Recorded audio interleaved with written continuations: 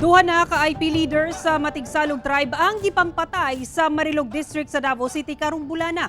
Butang nga gikabalakan sa mong tribo sa lugar. Ani ang report.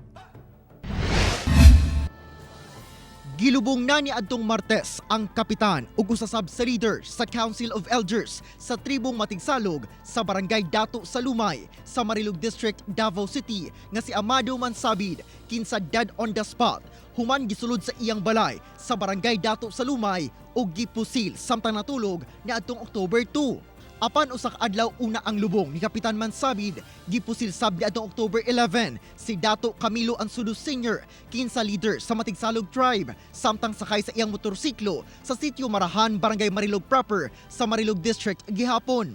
Nadala pa kini sa SPMC apan namatay human ang duha ka adlaw.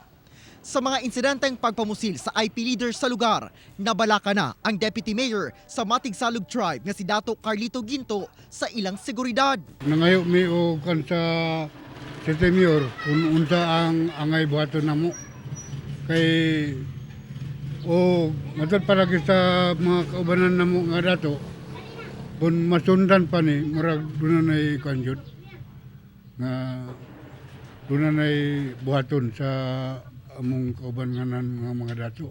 Ginapalaw man pa karon sa kapulisan ang investigasyon sa motibo sa pagpamusil.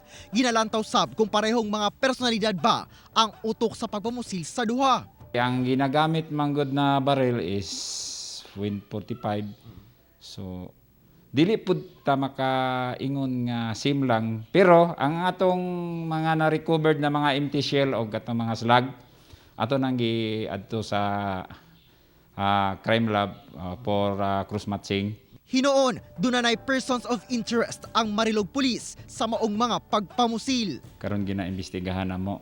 So dako-dako na og development ang kaso ni Kapitan.